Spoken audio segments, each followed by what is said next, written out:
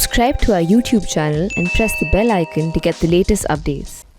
स्वामित्व योजना से जो आत्मविश्वास, जो भरोसा गांव में आया है, वो लाभार्थियों के साथ बातचीत में साफ साफ झलक रहा है। और मैं आज यहां भी देख रहा हूं, आपने मुझे आपकी बंबू वाली कुर्सियां तो दिखाई, लेकिन मेरी नजर तो दूर दूर तक ये जो जनता जनार्दन, उनका जो उत्साह है, उमंग है, उसी पर टिकी हुई है। इतना प्यार, इतना आशीर्वाद जनता जनार्दन का मिल रहा है, उनका कितना भला होता होगा, इसका मैं पूरी तरह अंदाज लगा सकता हूं। ये योजना कितनी बड़ी ताकत बनकर उभर रही है, ये अनुभव हमारे अभी जिन साथियों से मुझे बात करने का मौका मिला, उन्होंने विस्तार से बताया है। स्वामित्व योजना के बाद लोगों को बैंकों से लोन मिलना और ज्यादा आसान हुआ है। इस कार्यक्रम में उपस्थित केंद्रीय मंत्रिमंडल के मेरे सहयोगी श्री नरेंद्र सिंह तोमर जी, वीरेंद्र कुमार जी, धर्मेंद्र प्रधान जी, ज्योतिरादित्य सिंधिया जी, प्रहलाद सिंह पटेल जी, फगन सिंह कुलस्ते जी, कपिल मोरेश्वर पाटिल जी, एल मुरुगन जी, मध्य प्रदेश के मुख्यमंत्री श्रीमान शिवराज सिंह चौहान जी, एमपी सरकार के मंत्रीगण, सांसदगण, विधायकगण, अन्य महानुभाव और हादरा समेत एमपी के अलग अलग क्षेत्रों में हजारों की संख्या में गांवों से जुड़े भाई और बहनों, सबसे पहले भाई कमल जी का जन्मदिन है, उनको मेरी तरफ से बहुत बहुत शुभकामनाएं। अब हम टीवी पर तो देखते ही हैं, एमपी है तो गजब है, और एमपी गजब तो है ही, एमपी देश का गौरव भी है। एमपी में गति भी है और एमपी में विकास की ललक भी है। लोगों के हित में कोई योजना बनते ही कैसे मध्य प्रदेश में इस योजना को जमीन पर उतारने के लिए दिन रात एक कर दिया जाता है, ये जब जब मैं सुनता हूं, जब जब मैं देखता हूं, मुझे बहुत आनंद आता है, बहुत अच्छा लगता है। और मेरे साथी इतना बढ़िया काम करते हैं, ये अपने आप में मेरे लिए संतोष का विषय होता है। साथियों, शुरुआती चरणों में प्रधानमंत्री स्वामित्व योजना को मध्य प्रदेश, उत्तर प्रदेश, महाराष्ट्र, उत्तराखंड, हरियाणा, पंजाब, कर्नाटका और राजस्थान के कुछ गांवों में लागू किया गया था। इन राज्यों में गांव में रहने वाली करीब 22 लाख परिवारों के लिए प्रॉपर्टी कार्ड तैयार हो चुका है। अब देश के अन्य राज्यों में भी इसका विस्तार किया जा रहा है। एक प्रकार से वो पायलट प्रोजेक्ट था, ताकि आगे चल करके योजना में कोई कमी न रह जाए। अब पूरे देश में इसको विस्तार किया गया है। मध्य प्रदेश ने इसमें भी अपने चिर परिचित अंदाज में तेज गति से काम किया है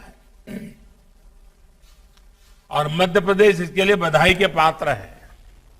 आज एमपी के 3000 गांवों के 1,70,000 से अधिक परिवारों को मिला प्रॉपर्टी कार्ड। अधिकार अभिलेख उनकी समृद्धि का साधन बनेगा।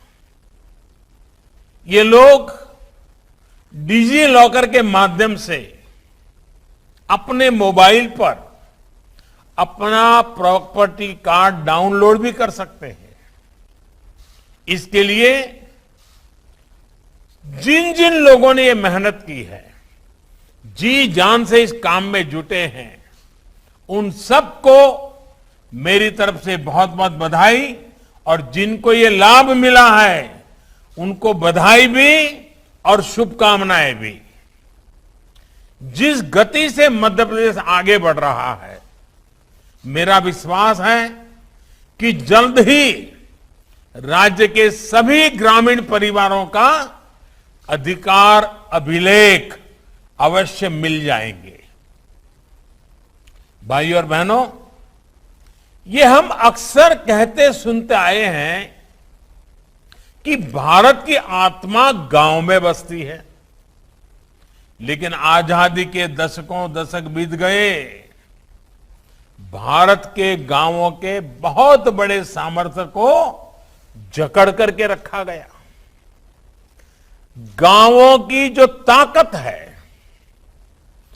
गांव के लोगों की जो जमीन है, जो घर है, उसका उपयोग गांव के लोग अपने विकास के लिए पूरी तरह कर ही नहीं पाते थे।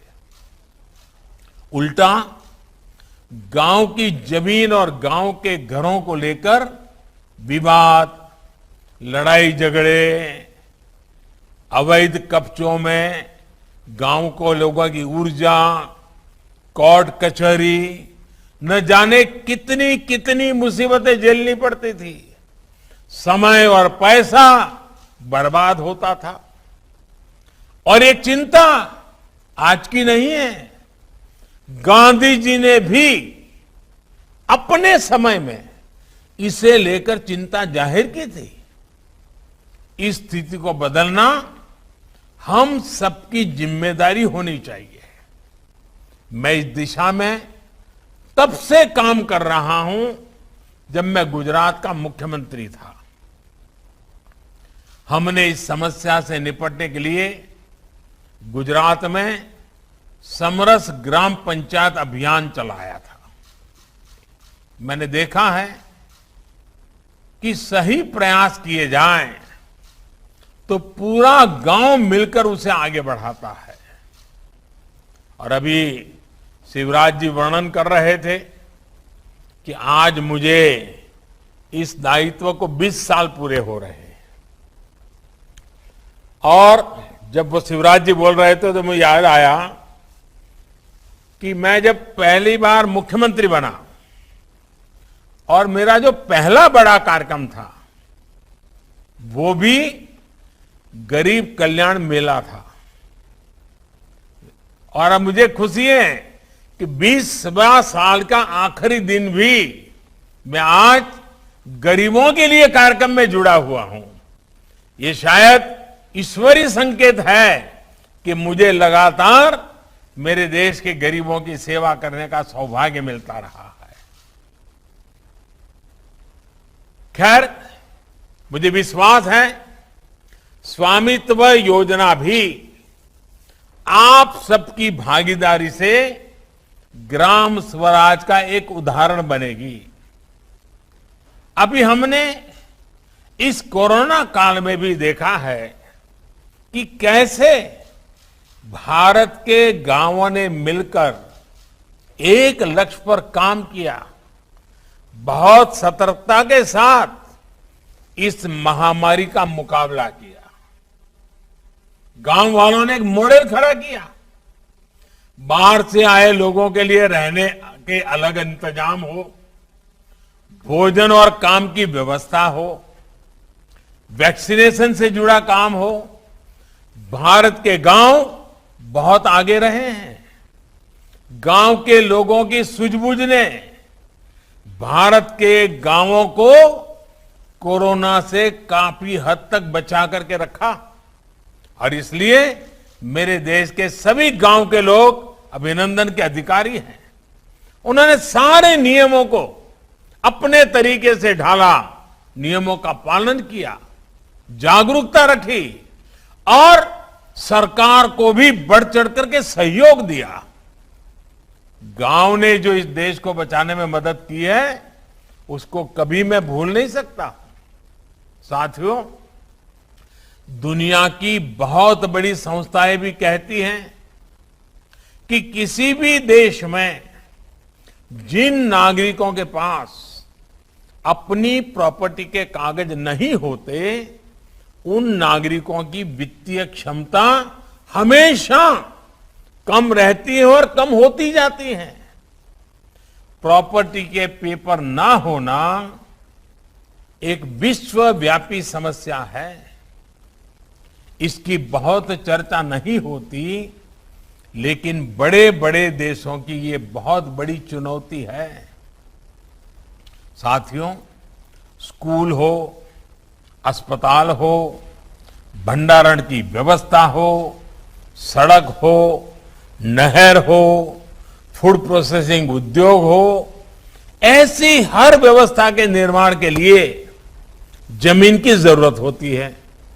लेकिन जब रिकॉर्ड ही स्पष्ट नहीं होता तो ऐसे विकास कार्यों में सालों साल लग जाते हैं। इस अव्यवस्था से भारत के गांवों के विकास पर बहुत बुरा असर पड़ा है। देश के गांवों को, गांव की प्रॉपर्टी को, जमीन और घर से जुड़े रिकॉर्ड्स को अनिश्चितता और अविश्वास से निकालना बहुत जरूरी है। इसलिए पीएम स्वामित्व योजना गांव के हमारे भाइयों और बहनों की बहुत बड़ी ताकत बनने जा रही है।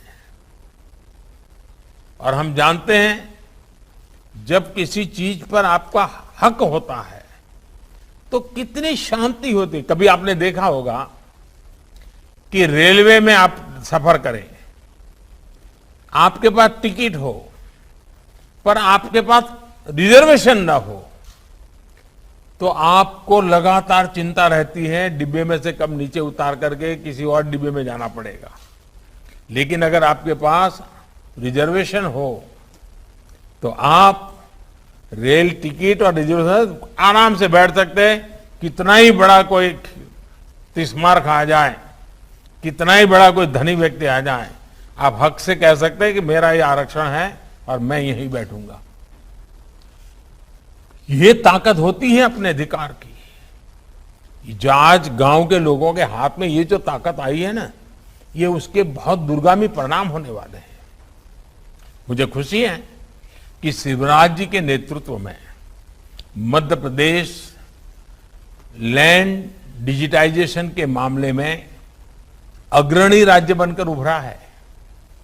चाहे डिजिटल रिकॉर्ड्स का फायदा बढ़ाना, दायरा बढ़ाना हो या फिर रिकॉर्ड्स की क्वालिटी हो, हर पहलू में मध्य प्रदेश प्रशंसनीय काम कर रहा है।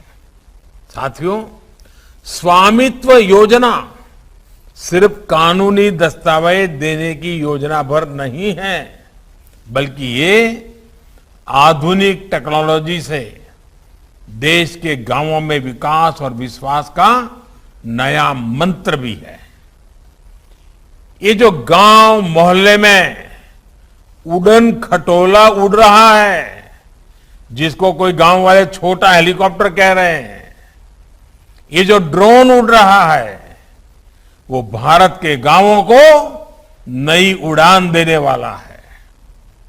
ड्रोन वैज्ञानिक विधि से घरों का नक्शा खींच रहे हैं, बिना किसी भेदभाव के प्रॉपर्टी की निशानदेही कर रहे हैं।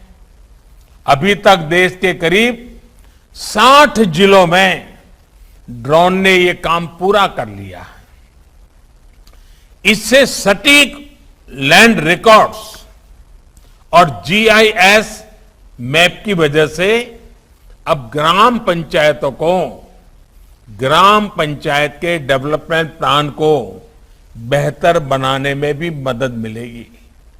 भाई और बहनों, स्वामित्व योजना के जो लाभ आज दिख रहे हैं, वो देश के एक बहुत बड़े अभियान का हिस्सा है। ये अभियान है गांव को, गरीब को आत्मनिर्भर, आर्थिक रूप से और मजबूत बनाने का। और अभी हमने सुना पवन जी को, 3 महीने में कितनी बड़ी ताकत आ गई।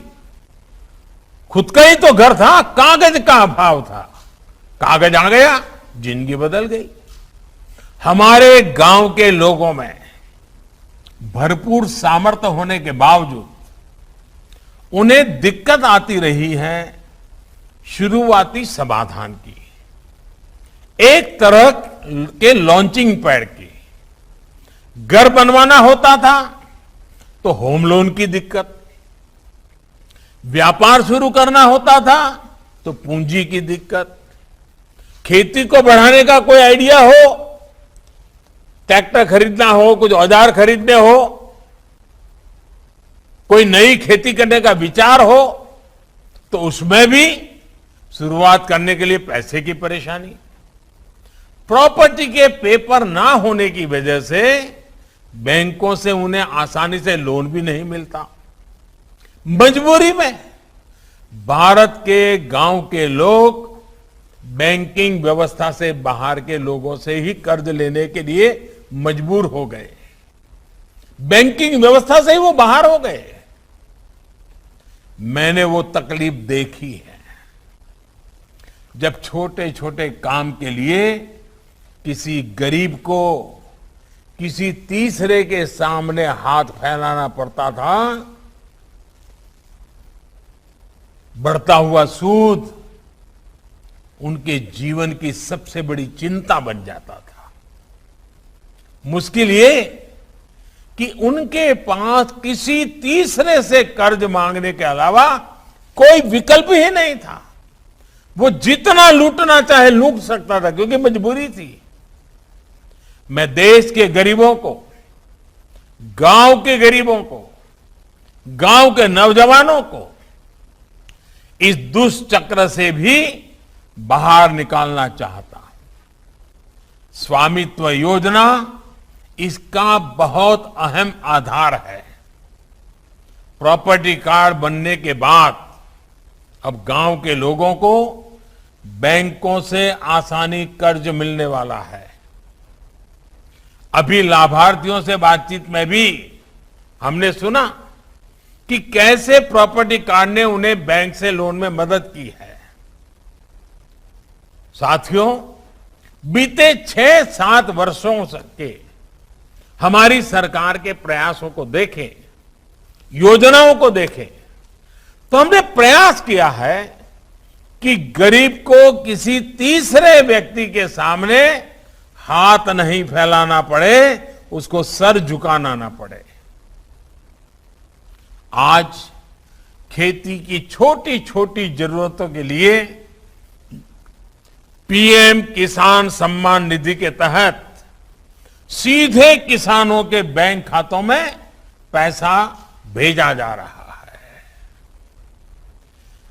और छोटे किसानों का जो मुझे आशीर्वाद मिलता रहता है और मेरा विश्वास है कि भारत का छोटा छोटा जो किसान है, 100 में से 80 किसान छोटे किसान हैं, जिनकी तरफ हर कोई किसी ने ध्यान नहीं दिया। कुछ ही मुट्ठी भर किसानों की चिंता की गई। हमने पूरी ताकत लगाई है छोटे किसानों के हकों के लिए, और उसका छोटा किसान मेरा मजबूत हो जाएगा ना, मेरे देश को कोई फिर दुर्बल नहीं कर सकता है। कोरोना काल के बावजूद अभियान चलाकर हमने 2 करोड़ से अधिक किसानों को किसान क्रेडिट कार्ड भी दिए हैं। पशुपालन करने वालों, मछली पालन करने वालों को भी इससे जोड़ा है। मकसद यही है कि जरूरत पड़ने पर उन्हें बैंकों से पैसा मिले, उन्हें किसी और के पास नहीं जाना पड़े। मुद्रा योजना ने भी लोगों को अपना काम शुरू करने के लिए बैंकों से बिना गारंटी ऋण का बेहतरीन अवसर दिया है। इस योजना के तहत पिछले 6 वर्षों में करीब 29 करोड़ ऋण दिए गए हैं। करीब करीब 15 लाख करोड़ रुपए की राशि, 15 लाख करोड़ रुपया कम नहीं होता है जी। 15 लाख करोड़ रुपए की राशि मुद्रा योजना के तहत लोगों के पास पहुंची है। इसी राशि के लिए पहले उन्हें किसी तीसरे के पास जाना पड़ता था, ज्यादा सूद के दुष्चक्र में फंसना पड़ता था। साथियों, भारत के गांवों की आर्थिक क्षमताओं को बढ़ाने में बहुत बड़ी भूमिका हमारी माताएं, बहनें, हमारी महिला शक्ति की भी है। आज देश भर में लगभग 70 लाख से ज्यादा सेल्फ हेल्प ग्रुप हैं, जिनसे लगभग 8 करोड़ बहनें जुड़ी हैं और ये ज्यादातर गांव में ही काम कर रही है। इन बहनों को जन धन खातों के माध्यम से बैंकिंग सिस्टम के साथ तो जोड़ा ही गया है, बिना गारंटी ऋण में भी काफी बढ़ोतरी की है। हाल ही में सरकार ने एक और अहम निर्णय लिया है। हर सेल्फ हेल्प ग्रुप को पहले जहां 10 लाख रुपए तक का बिना गारंटी का ऋण मिलता था, अब ये सीमा बढ़ाकर 2 गुनी यानी 10 लाख से 20 लाख कर दी गई है। भाई और बहनों, हमारे गांव के बहुत से साथी आसपास के शहरों में जाकर रेहड़ी पटरी का भी काम करते हैं। उन्हें भी पीएम स्वनिधि योजना के माध्यम से बैंक से लोन लेने की सुविधा दी गई है। आज 25 लाख से ज्यादा ऐसे साथियों को बैंक से लोन मिल भी चुका है। अब इन्हें भी अपना काम आगे बढ़ाने के लिए किसी और के पास जाने की जरूरत नहीं है। साथियों, आप इन सारी योजनाओं को देखें तो लक्ष्य यही है कि पैसे देने के लिए जब सरकार है, बैंक है, तो गरीब को किसी दूसरे तीसरे के पास नहीं जाना पड़े। वो जमाना देश पीछे छोड़ आया है जब गरीब को एक एक पैसे, एक एक चीज के लिए सरकार के पास चक्कर लगाने पड़ते थे। अब गरीब के पास सरकार खुद चलकर आ रही है और गरीब को सशक्त कर रही है। आप देखिए, कोरोना काल में मुश्किल बढ़ी तो सरकार ने खुद सामने होकर के 80 करोड़ से अधिक लोगों के लिए मुफ्त अनाज सुनिश्चित किया। एक भी गरीब ऐसा न हो कि जिसके घर में चूल्हा न जले। और इसमें मध्य प्रदेश के किसानों का तो योगदान है ही है, उनका परिश्रम भी है। गरीबों को मुफ्त अन्न देने के लिए करीब करीब 2 लाख करोड़ रुपए सरकार ने खर्च किए हैं। आयुष्मान भारत योजना के तहत भी जो मुफ्त इलाज की सुविधा गरीबों को मिली है, उसने गरीबों के 40 से 50 हजार करोड़ रुपए बचाए हैं। जिन 8,000 से ज्यादा जन औषधि केंद्रों पर सस्ती दवाइयां मिल रही हैं, उससे भी गरीबों के सैकड़ों करोड़ रुपए खर्च होने से बचे हैं। मिशन इंद्रधनुष में नए टीके जोड़कर टीकाकरण अभियान को ज्यादा से ज्यादा गरीबों तक पहुंचाकर हमने करोड़ों गर्भवती महिलाओं को, बच्चों को अनेक बीमारियों से बचाया है। ये सारे प्रयास आज गांव के गरीब के जेब में पैसे बचाकर उसे मजबूरी में से बाहर निकाल रहे हैं, संभावनाओं के आकाश से जोड़ रहे हैं। और मुझे विश्वास है, स्वामित्व योजना की ताकत मिलने के बाद भारत के ग्रामीण अर्थव्यवस्था में विकास का एक नया अध्याय लिखा जाएगा। साथियों, भारत में एक परंपरा जैसी रही है कि आधुनिक टेक्नोलॉजी पहले शहरों में पहुंचती है और फिर वो गांव तक जाती है। लेकिन आज देश ने इस परंपरा को बदलने का काम किया है। जब मैं गुजरात का मुख्यमंत्री था, तब वहां भी जमीन की जानकारी ऑनलाइन करने की शुरुआत की गई थी।